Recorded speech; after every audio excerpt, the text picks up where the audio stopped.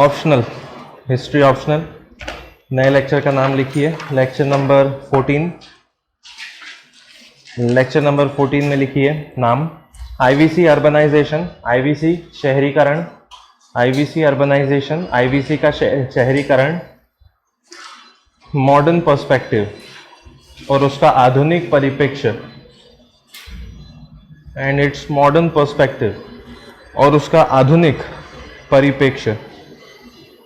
कल हमने क्या क्या डिस्कस किया था इसके मामले में, अर्बनाइजेशन क्या होता है और किन किन चीज़ों से हम बोल सकते हैं कि शहरीकरण कैसे बनता है, और ये सब बातें किसने कही थी? गॉर्डन चाइल्ड ने, है ना। तो गॉर्डन चाइल्ड ने डिफाइन किया था अर्बनाइजेशन को और हमने पता लगाया था कि अर्बनाइजेशन कैसे होता है। जो आपने कल 8 पॉइंट लिखे थे वो तो ठीक है, एक रिवीजन के लिए अच्छे हैं। गॉर्डन चाइल्ड ने असल में 10 पॉइंट बताए थे, वो 10 पॉइंट हम पूरे लिखेंगे अब। द फीचर्स अबाउट अर्बनाइजेशन, शहरीकरण के तत्व। द फीचर्स ऑफ अर्बनाइजेशन, शहरीकरण के तत्व। कोई भी शहर आखिर शहर बनता कैसे है, उसके सारे तत्व। पहला पॉइंट, डेंसली पॉपुलेटेड, घनी आबादी।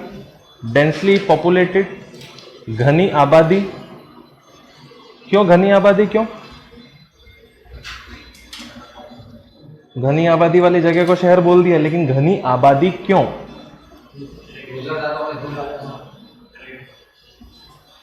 गांव में कम घनी आबादी रहती है, लोग दूर दूर इसलिए रहते हैं क्योंकि काम कहाँ होता है? पास पास नहीं होता, दूर दूर होता है। हर व्यक्ति अपने खेत में चला जाता है काम करने के लिए। लेकिन जब शहरों की बात होती है तो वहाँ बिजनेस होता है और एक ही सिंगल एरिया में बिजनेस की पूरी लाइन बिछती है, ठीक है। दूसरा, सरप्लस होता है, अधिशेष। हद से ज़्यादा चीज़ जब एक क्षेत्र में इकट्ठी हो जाती है तो दूर दूर से उसे खरीदने के लिए लोग आते हैं, वो बन जाता है एक शहर। तीसरा, रिस्क फैक्टर भी इन्वॉल्व होता है इसी के साथ में। जैसे कि अगर हम बात करें रिस्क से बचना हो तो शहर ज़्यादा ठीक रहता है, क्योंकि शहर में जनसंख्या ज़्यादा होती है। जैसे पुराने ज़माने में जब राजा महाराजा होते थे, उस वक्त किले गांव में होते थे या शहरों में? शहरों में होते थे, और बिल्कुल बीचों बीच होते थे किले, लगभग बीचों बीच होते थे, ताकि एक सिक्योरिटी मिल सके उस किले को, ठीक है। तो ये है डेंसली पॉपुलेटेड का meaning. Second, secondary economic activities, द्वितीयक आर्थिक गतिविधियां। सेकेंडरी इकोनॉमिक एक्टिविटीज, द्वितीयक आर्थिक गतिविधियां। प्राथमिक क्या होती है? कृषि। तो द्वितीयक क्या होती है? ब्रैकेट में लिखो, क्राफ्ट्स पर्सन, हस्तशिल्प। कृषि के अलावा सब कुछ, हस्तशिल्प, कॉमा, मर्चेंट्स, व्यापारी, कॉमा, ट्रांसपोर्टेशन, पर्यटन नहीं, ट्रांसपोर्टेशन यानी कि आना जाना, आवागमन, कॉमा, ऑफिशियल्स, अधिकारी, कॉमा, प्रीस्ट, पुजारी। तो शहर में ये होना जरूरी है। तीसरा, farmers had to hand over their agriculture surplus, किसानों को अपना कृषि अधिशेष देना पड़ता था। Farmers had to hand over their agriculture surplus, कृषकों को अपना अधिशेष देना होता था। एज अ टैक्स और ट्रिब्यूट, कर या इनाम के रूप में। एज अ टैक्स और ट्रिब्यूट, कर या सहयोग के रूप में। टू द रूलिंग एलीट, राज करने वालों को। टू द रूलिंग एलीट, राज करने वालों को। चौथा, मॉन्यूमेंटल पब्लिक बिल्डिंग, प्रसिद्ध शहरी इमारतें। मॉन्यूमेंटल पब्लिक बिल्डिंग, प्रसिद्ध शहरी इमारतें। पांचवा, gap between ruling class and rest of society, राजा वर्ग और बाकी समाज के बीच में फर्क। Gap between ruling class and rest of society, राजा वर्ग और बाकी समाज के बीच का फर्क। इसी पॉइंट में लिखते रहो। Rulers lived of surplus produced by farmers, किसानों के कृषि का अधिशेष राजाओं को मिलता था। Rulers lived of the surplus produced by farmers, किसानों द्वारा कृषि अधिशेष राजाओं को मिलता था, एंड इन रिटर्न और बदले में प्रोवाइडेड पीस एंड सिक्योरिटी, उन्हें शांति और सुरक्षा मिलती थी। प्रोवाइडेड पीस एंड सिक्योरिटी, उन्हें शांति और सुरक्षा मिलती। विथ प्लानिंग एंड ऑर्गेनाइजेशन, योजना और संगठन के साथ। विथ प्लानिंग एंड ऑर्गेनाइजेशन, योजना और संगठन के साथ। यानी किसान टैक्स दे रहा है और बदले में किसान और लोगों को सिक्योरिटी मिल रही है राजा की तरफ से। छठा point, writing and numeral notation, लिपि एवं संख्या का मूल्य। राइटिंग एंड न्यूमेरिकल नोटेशन, लिपि और संख्या का मूल्य helped meet the needs of administration and commerce, से प्रशासन और वाणिज्य को बहुत मदद मिलती थी। Helped meet the need of administration and commerce, से प्रशासन और वाणिज्य को बहुत मदद मिली। इससे शहर बने। हर पॉइंट की वजह से शहर बन सकते हैं। सातवां, writing promotes the development of science, लिखने से विज्ञान का विकास होता है। Writing promotes the development of science, लिखने से विज्ञान का विकास होता है।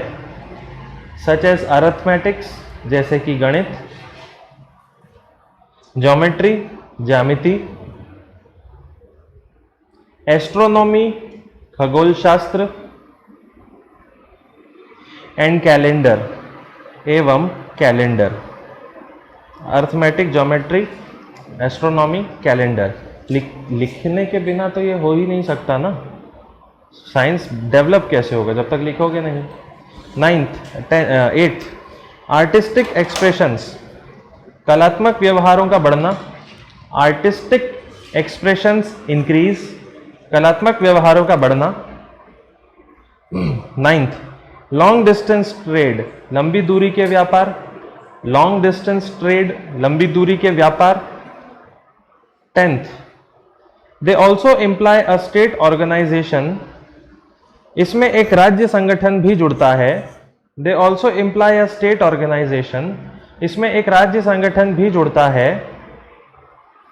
Based on residence in a territory, जो क्षेत्र में आवास आधारित हो। Based on residence in a territory, जो क्षेत्र में आवास आधारित हो। रेदर देन ऑन किनशिप, बजाय समता के। रेदर देन ऑन किनशिप, बजाय समता के। Full stop. ये 10 पॉइंट है। इन 10 पॉइंट की वजह से गोल्डन चाइल्ड के हिसाब से क्या बन सकता है? एक शहर बन सकता है। ये सही भी हो सकते हैं, ये गलत भी हो सकते हैं। ज़रूरी नहीं है कि 10 पॉइंट सारे के सारे होंगे तो ही शहर बनेगा। हो सकता है 1-2 पॉइंट नहीं भी हो तो भी शहर बन जाए। हो सकता है केवल 1 पॉइंट की वजह से भी शहर बन जाए। तो गोल्डन चाइल्ड 100% सही नहीं हो सकते। इसके अलावा बहुत सारे और लोगों ने अर्बनाइजेशन के बारे में बोला, उनके बारे में भी हमको लिखना होगा। पहले एक एक को डिस्कस कर लेते हैं। डेंसली पॉपुलेटेड का मतलब समझ में आ गया। शहर में ज़्यादा जनसंख्या और भीड़ होती है क्योंकि सरप्लस होता है और वो सरप्लस बेचने के लिए और खरीदने के लिए लोग आते हैं, इसलिए भीड़ इकट्ठी हो जाती है। दूसरे में लिखा है सेकेंडरी इकोनॉमिक एक्टिविटीज़, जो हमने कल के लेक्चर में समझ लिया था। थर्ड लेक्चर में लिखा है, थर्ड में पॉइंट में लिखा है farmer had to hand over the agriculture surplus. तो ये तो अदला बदली एक तरीके से, हम आपको एक्स्ट्रा अनाज दे रहे हैं तो आप हमको सुरक्षा दो, ये बात है। चौथा, monumental public buildings. Monumental public buildings नहीं, ज़्यादा बिल्डिंगें कहाँ मिलेंगी आपको? शहरों में मिलेंगी। पुराने ज़माने की बात करें तो ज़्यादा बड़े किले शहर में, ज़्यादा बड़े स्तंभ, एक विजय स्तंभ है, कहाँ है? विजय स्तंभ चित्तौड़गढ़ में। तो विजय स्तंभ चित्तौड़गढ़ में बना हुआ है, जिसका मीनिंग है ये स्तंभ क्यों बनाए जाते थे पुराने समय में। एक अशोक स्तंभ भी था, वो किस पत्थर से बना था? जिस भी पत्थर से बना, मथुरा से उस पत्थर को निकाला गया था और बाद में किसी मुस्लिम राजा ने उस स्तंभ को उस स्तंभ को निकालकर अपने राजधानी वगैरह ले गया था। ठीक है, तो ये सारी चीज़ें, स्तंभों का बनना ज़रूरी क्यों है? क्यों कुतुब मीनार बनाना पड़ा? कुतुबुद्दीन ऐबक ने शुरुआत कर दी थी कुतुब मीनार बनाने की, और ख़त्म किसने कर दिया था? इल्तुतमिश ने किया था। तो कुतुब मीनार को बनाने के लिए पैसा था ही नहीं असल में कुतुबुद्दीन के पास में। ऐसे ही खत्म हो गया था। इकोनॉमिक स्थिति बहुत डाउन थी, लेकिन जस्ट बिकॉज राज्य की ताकत दिखानी है, उस ताकत से लोग, उस राज्य में रहने वालों को कॉन्फिडेंस आता है कि हम सुरक्षित रहेंगे, सिक्योरिटी मिलेगी राजा की तरफ से, वो ताकत हमेशा दिखती रहे, इसलिए वो स्तंभ बनाए जाते हैं। तो इसीलिए विजय स्तंभ बना, इसीलिए अशोक ने स्तंभ बनाए, और इसीलिए कुतुब मीनार भी बनी। गरीबी में बनी, फिर भी बनाई गई, just because to show the power to other enemies. दुश्मनों को ताकत दिखाने के लिए बनाया जाता है ये सारा चीजें। तो यह शहरों में दिखेगी, तो ज्यादा ताकत कहाँ? शहर में। ये इन्फ्लुएंस बढ़ाया जाता है। गांव में ताकत नहीं होगी, ज्यादा ताकत शहरों में होगी, क्योंकि बिजनेस, व्यापार सब कुछ चलता है। ठीक है, तो उसके बाद में क्या लिखा हुआ है? राइटिंग्स वगैरह। तो राइटिंग्स की तो शुरुआत काफ़ी पहले से हो चुकी है। हर चीज़ का लिखना, मैंने आपको बताया था यूपीएससी के हिस्ट्री के मेंस में क्वेश्चन बना था, लेखा पद्धति क्या होता है करके, राइट। गुजरात में अकाउंटिंग सिस्टम को लेखा पद्धति कहा जाता है, जिसमें डेली ज़मीन का जो भी प्रॉफिट है, लॉस है, वो लिखा जाता है। ज़मीन कितनी बिकी, कितनी खरीदी गई, उसका रिकॉर्ड लिखा जाता है। मेजरमेंट ऑफ जितने भी रहते हैं लैंड रेवेन्यूज़ के अलावा जो मेजरमेंट होते हैं ज़मीनों के, वो लिखे जाता है। तो लेखा पद्धति उसको कहते हैं। ठीक है, लोगों ने उस वर्ष बहुत गलतियां भी की थी, लेखा पद्धति में लिख के आ गए थे, लिखने की पद्धति को लेखा पद्धति कहते हैं, तो वो गलत हो गया था। वो पता होना चाहिए था कि एग्जैक्टली लेखा पद्धति का मीनिंग क्या होता है। गुजरात में उसको फॉलो किया जाता था, तो उसके बिना अकाउंटेंसी हो नहीं पाती, ये भी एक अच्छी बात थी, राइट। इसके बाद लिखा हुआ है राइटिंग से क्या बनता है, विकसित होता है, विज्ञान और तकनीक का विकास होता है। कैसे? राइटिंग से साइंस एंड टेक्नोलॉजी कैसे आगे बढ़ जाती है? कुछ ऐसा एग्जाम्पल जिसकी लिखने की वजह से विज्ञान बहुत आगे बढ़ गया, ऐसा कोई विशेष प्राचीन समय का पूछूंगा, अभी का नहीं। चीज़ें याद करने के काम आ जाती हैं, रिमेंबर हो जाती हैं। आपको 10 चीज़ें याद करने के बजाय, पर ये तो बुरी बात होगी ना, फिर तो याद करने में आलस हो जाएगा। पुराने समय के तो पूरे महाभारत और रामायण याद कर लेते थे, और बोल बोल के सिखाते थे, और सीखने वाले सुन सुन के सीखते थे पूरी की पूरी, तो लिखने की जरूरत पड़ती नहीं थी। तो लिखने से क्या फ़ायदा हो गया? ऐसा रिवीजन अपन करते नहीं, तो फायदा क्या है लिखने का? मैं पूछना चाहता हूँ, पूछता है भारत। शुरुआत में क्या क्या मिला होगा? देखो, फायदा क्या हुआ होगा लिखने से? व्यापार चल रहा है, तो वो तो व्यापार की बात होगी, उसमें साइंस एंड टेक्नोलॉजी नहीं है। लेकिन व्यापार करने के लिए आपको एक जगह से दूसरी जगह जाना है, ट्रेड रूट बनाना है, तो ट्रेड रूट कहीं आपको नक्शा बनाने पड़ेंगे, तो नक्शे में भी क्या लिखना ही तो पड़ता है। ये डेवलपमेंट है साइंस एंड टेक्नोलॉजी का। आगे चल के कंपास बन जाएगा, जिसमें भी कुछ लिखा रहेगा जो दिशा बताएगा। ओके, तो साइंस एंड टेक्नोलॉजी ऐसे बढ़ सकती है लिखने से, ये फायदे हो सकते हैं। एस्ट्रोनॉमी, आप खगोल शास्त्र की बात करते हो, जब तक आप लिखोगे नहीं, बनाओगे नहीं सितारों की रेंज कहाँ तक है। हर रात को हर वो व्यक्ति, वो यज्ञ करने वाला, वो जो भी साधु संत होता था भारत का, एस्ट्रोनॉमर, सबसे बड़ा एस्ट्रोनॉमर आर्यभट्ट की बात कर रहा हूँ, तो हर दिन क्या होता था, रात में जब साफ रात होती थी तो सितारों की पूरी डिटेलिंग की जाती थी। उसके बाद अगली रात को वो सितारे थोड़े से चेंज हो जाते थे, तो फिर डिटेलिंग होती थी। ऐसे करते करते पूरा स्ट्रक्चर समझ में आया, और ये समझ में आया कि पृथ्वी का व्यास कितना, पृथ्वी कितनी भारी, पृथ्वी कितने दिन में सूर्य की परिक्रमा लगाती है, और फिर कैलेंडर वगैरह बनने लग गए। तो लिखने से ही तो हुआ वो विज्ञान का विकास, टेक्नोलॉजी का विकास। उसके अलावा और क्या फ़ायदा हो सकता है लिखने से साइंस एंड टेक्नोलॉजी में? ट्रांसलेशन, आप लिखते हैं तो आप एक भाषा को दूसरी भाषा से जोड़ के देख सकते हैं, ट्रांसलेशन हो सकता है। तो सबसे पहला ट्रांसलेशन भारतीय पुस्तक का हुआ था, तो वैदिक पुस्तकों का हुआ था, और वो हुआ था अरबी भाषा में। वो अरबी भाषा की पुस्तकें जो अरब में गईं भारत की वैदिक सभ्यता को लेकर, तो वहाँ से अरब लोगों ने पढ़ा कि भारत क्या है, और वहाँ से ही एक सिद्धांत का जन्म हुआ, सूफीवाद। तो असल में भक्तिवाद से ही क्या बना है, सूफीवाद बना है।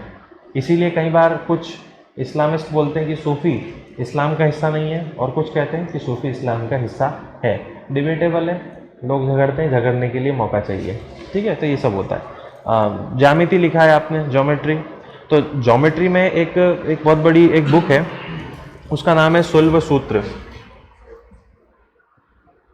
सुल्व सूत्र क्या है? सुल्व सूत्र इज बेसिकली यज्ञों को कैसे अरेंज किया जाना चाहिए, यज्ञ कैसे चलने चाहिए, उसकी एक पुस्तक है शुल्ब सूत्र। तो शुल्ब सूत्र में एग्जैक्टली ज्योमेट्री नहीं है, बट सबसे पहला प्रेजेंस ज्यामिति का इसी की पुस्तक में है, शुल्ब सूत्र में। क्या है इसमें, कौन सा यज्ञ कैसा बनना चाहिए, तो वो यज्ञ का जो पिंड होता है ना, अभी तो क्या ऐसे वो ले आते हैं और लोहे की बनी हुई कहीं भी पटक देते हैं, वहीं पर सब मसाला डाल देते हैं और फूंक देते हैं, वो तरीका गलत है। ठीक है, अभी मेरे से पंगे मत लेना, वो तरीका गलत है। तो असल में यज्ञ कैसा होना चाहिए, यज्ञ बनना कैसा चाहिए, हिंदू धर्म के आधार पर, वैदिक सभ्यता के आधार पर, तो वो ज्यामिति पर डिपेंड करता है। हर एक चीज के लिए यज्ञों का आकार अलग अलग होता है। ठीक है, हर एक काम के लिए। कुछ यज्ञ स्टार फॉर्मेशन में भी बनते हैं। ठीक है, हर चीज के लिए। बट अभी क्या होता है, वो ले आते हैं, बस उसको रख देते हैं, लकड़ी डाली, केरोसिन घी डाला, जला दिया। ठीक है, तो वो सब गलत तरीके। और पंडितों को भी शायद शुल्ब सूत्रों के बारे में आज तक इतना कुछ वैसा विशिष्ट पता नहीं है। मजे लेना कभी पंडित क्या दिखे तो। ठीक है, आगे लिख लो। ये सब चीज़ें क्या बनाती हैं, शहर को बनाती हैं। द अबव रिटन 10 फीचर्स, ऊपर लिखित 10 तत्व। द अबव रिटन 10 फीचर्स, ऊपर लिखित 10 तत्व have been marked by Gordon Childe, Gordon Childe ने बताए हैं। Have been marked by Gordon Childe, Gordon Childe ने बताए हैं। As a parameter of urbanisation, शहरीकरण के परिदृश्य में। एज पैरामीटर्स ऑफ अर्बनाइजेशन, शहरीकरण के परिदृश्य में। फॉर हिम, उनके लिए, these changes differentiate between urban and rural area, यही फर्क शहरी और ग्रामीण क्षेत्रों को अलग करता है। These changes differentiate between urban and rural areas, यही फर्क शहरी और ग्रामीण क्षेत्रों को अलग करता है। Full stop. The presence of all these elements can be termed by Gordon, इन सभी तत्वों का होना गॉर्डन द्वारा बताया गया। The presence of all these elements has been termed by Gordon, इन सभी तत्वों का होना गॉर्डन द्वारा बताया गया। As social and economic revolution, सामाजिक और आर्थिक क्रांति के रूप में। As social and economic revolution, सामाजिक और आर्थिक क्रांति के रूप में। And that is when he compared the urban revolution with Neolithic revolution, और यहीं पर उन्होंने शहरी क्रांति और नवपाषाण क्रांति की तुलना की। And that is when he compared urban revolution and Neolithic revolution, और यहीं उन्होंने शहरी क्रांति और नवपाषाण क्रांति की तुलना की। Paragraph change. लेकिन हर कोई इनकी बात से सहमत नहीं है, दूसरों के नाम भी आएंगे अब। But some scholars did not agree, किंतु कुछ इतिहासकार इससे सहमत नहीं है। कुछ विद्वान, but some scholars did not agree, किंतु कुछ विद्वान इससे सहमत नहीं है। With the word revolution to describe urbanisation, कि शहरीकरण के लिए क्रांति जरूरी हो। With the word revolution to describe urbanisation, कि शहरीकरण के लिए क्रांति जरूरी हो। Because there are not sudden and deliberate change, क्योंकि ऐसा त्वरित और अचानक नहीं होता है। Because these are not sudden and deliberate change, क्योंकि ऐसा तुरंत या अचानक नहीं होता है। अचानक शहर बन सकते हैं क्या? गॉर्डन चाइल्ड के अनुसार बन सकते हैं। कुछ इतिहासकार के हिसाब से ये गलत है। कोई क्रांति नहीं हुई थी कि अचानक एक एक करके धड़ाधड़ शहर बनते चले गए। आईवीसी में समय लगा होगा, व्यापार बड़ा होगा, सब कुछ धीरे धीरे हुआ होगा। ओके, आगे लिखिए। फर्दर दे आर्ग्यू, आगे वे बताते हैं, दैट गॉर्डन्स क्राइटेरिया, कि गॉर्डन की बातें या गॉर्डन के तथ्य, दैट गॉर्डन्स क्राइटेरिया, कि गॉर्डन के तथ्य seems to be a loose assemblage, काफ़ी हल्के व्यवहार के हैं। seems to be a loose assemblage, काफ़ी हल्के व्यवहार के हैं। and has overlapping features, और बातें दोहराई गई हैं। and of overlapping features, और बातें दोहराई गई हैं। and these 10 points are not arranged in a proper hierarchy, और यह 10 तथ्य कालानुक्रम अनुसार व्यवस्थित भी नहीं है। and these 10 features are not arranged in proper hierarchy, और यह 10 तथ्य कालानुक्रम में व्यवस्थित भी नहीं है। अपार्ट फ्रॉम दिस, इन सब के अलावा, the presence of all the 10 features, इन 10 तथ्यों का, इन सभी 10 तथ्यों का होना, the presence of all 10 features, इन सभी 10 तथ्यों का होना, is not necessary for urbanisation, शहरीकरण के लिए जरूरी भी नहीं। Is not necessary for urbanisation, शहरीकरण के लिए जरूरी भी नहीं। 10 पॉइंट में से एक गायब हो जाएगा तो क्या शहर नहीं बनेगा? बन सकता है ना। And at the same time, और उसी वक्त, the absence of any one feature, किसी एक तथ्य का ना होना, the absence of any one feature, किसी एक तथ्य का न होना, can not stop the urbanisation, शहरीकरण रोक भी नहीं सकता। Can not stop the urbanisation, शहरीकरण रोक भी नहीं सकता। There have been 3 different trends in defining the city. शहरों की परिभाषा में 3 बातें देखी जा सकती हैं। There have been 3 different trends in defining the city.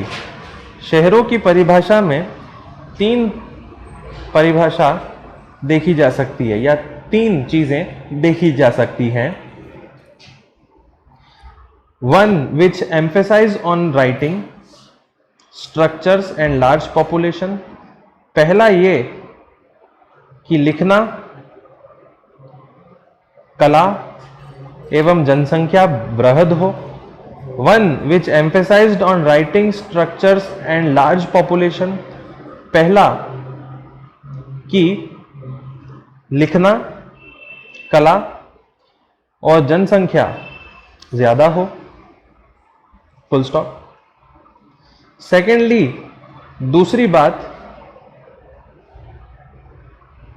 Area such as settlement size, कि रहने वाले क्षेत्रों का आकार या रहवासी क्षेत्रों का आकार, area such as settlement size, रहवासी क्षेत्रों का आकार,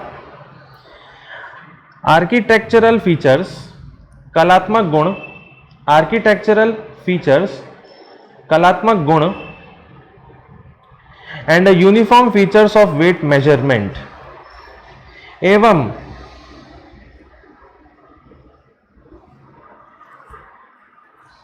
नापतोल के लिए एक आधार हो, and uniform features of weights and measurements, और नापतोल के लिए एक आधार हो। शहरों के लिए दूसरी बात भी जरूरी है। एंड थर्ड, और तीसरी बात,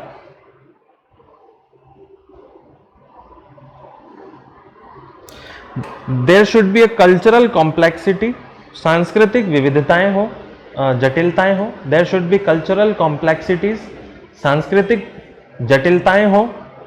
एंड पॉलिटिकल कंट्रोल, और राजनीतिक नियंत्रण भी। एंड पॉलिटिकल कंट्रोल और राजनीतिक नियंत्रण भी, इसी से शहर बनता है। पैराग्राफ चेंज, फुल स्टॉप के बाद। Gordon emphasised the importance of technological and surplus factors. Gordon ने तकनीकी और अधिशेष तथ्यों पर जोर दिया। Gordon emphasised the importance of technological and surplus factors. Gordon ने तकनीकी एवं अधिशेष तथ्यों पर अधिक बल दिया।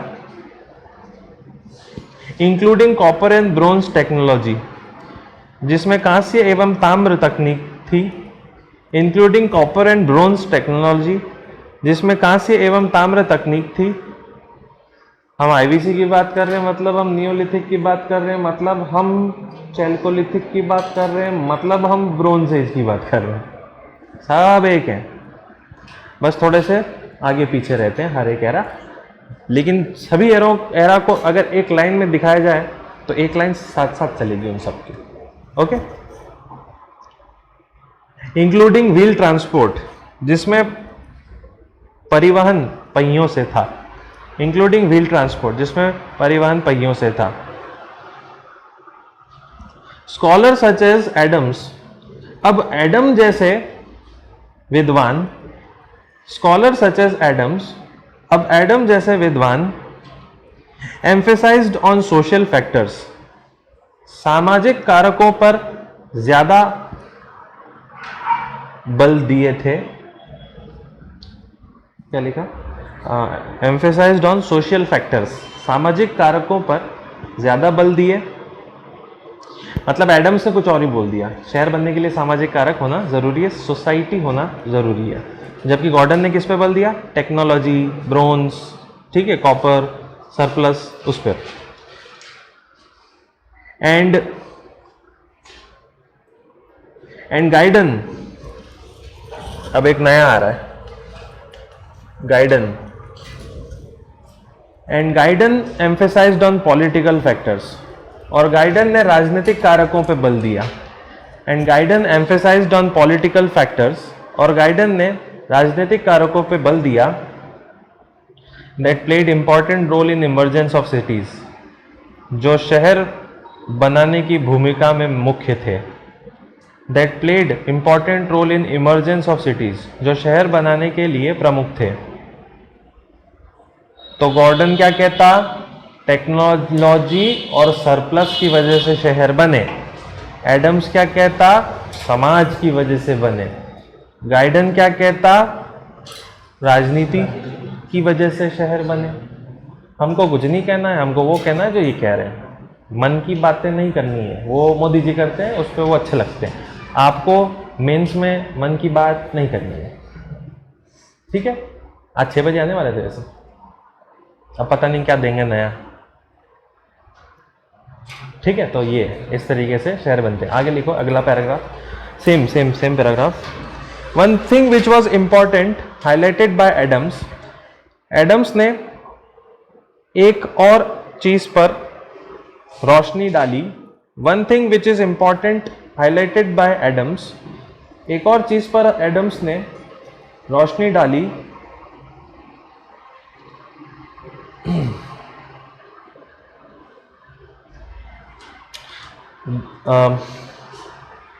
The relationship between cities and the hinterland, वो था शहरों और गांवों के बीच का रिश्ता।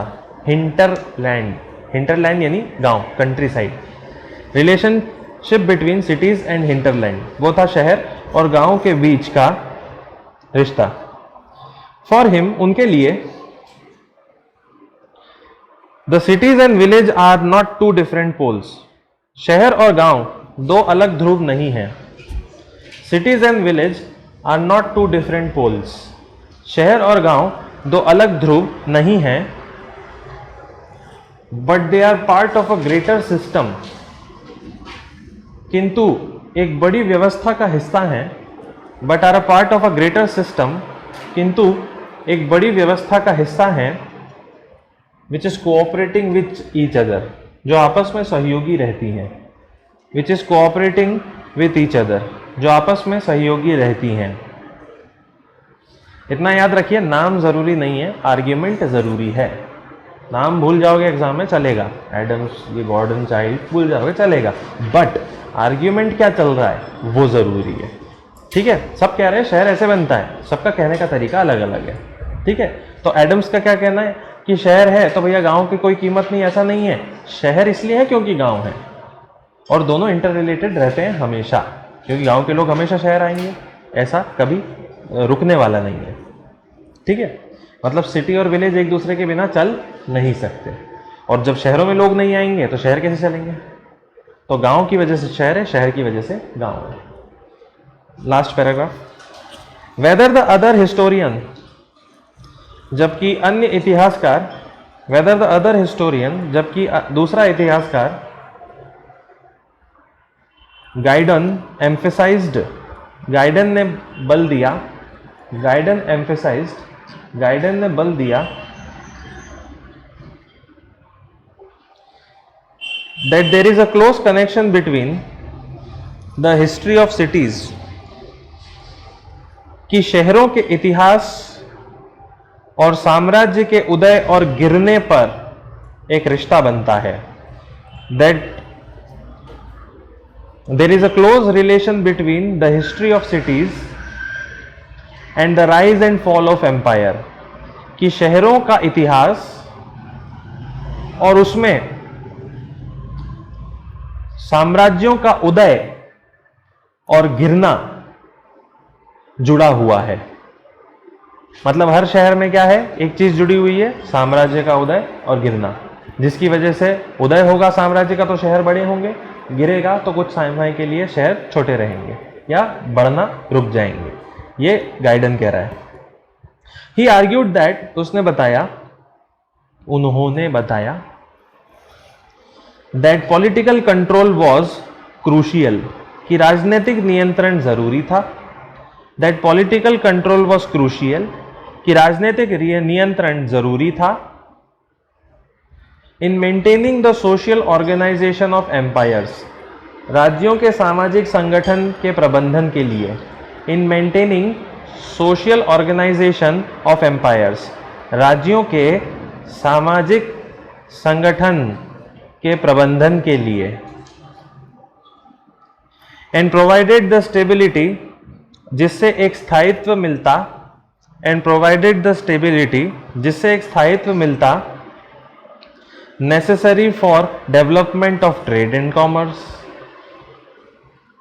जिससे व्यापार और वाणिज्य बढ़ जाता। For development of trade and commerce, जिससे व्यापार और वाणिज्य बढ़ जाता। Full stop.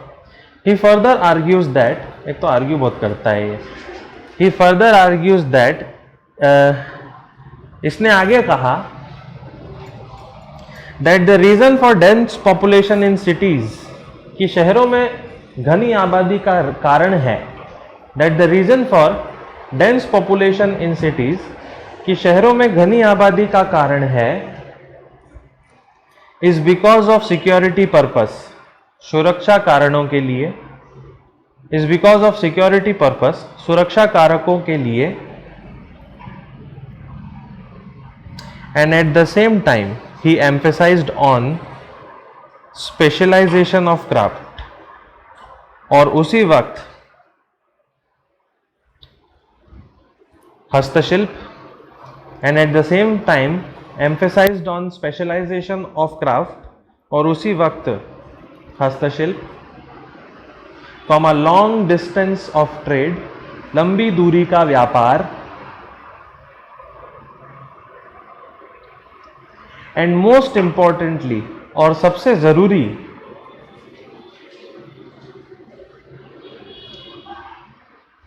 The cities as a centre for intellectual people, शहरों में वैचारिक लोगों का होना, as a centre for intellectual people, शहरों में वैचारिक लोगों का केंद्र होना, कमर्शियल पीपल, वाणिज्यिक लोगों का होना, एंड पॉलिटिकल पीपल, और राजनीतिक लोगों का होना पर बल दिया। एंड दैट इज वाई, और इसीलिए, cities are the centre for decision making, शहर निर्णय लेने का भी केंद्र बन गए। Cities are the centre for decision making, शहर क्या बन गए, बड़े बन गए, नहीं, शहर निर्णय लेने का केंद्र बन गए।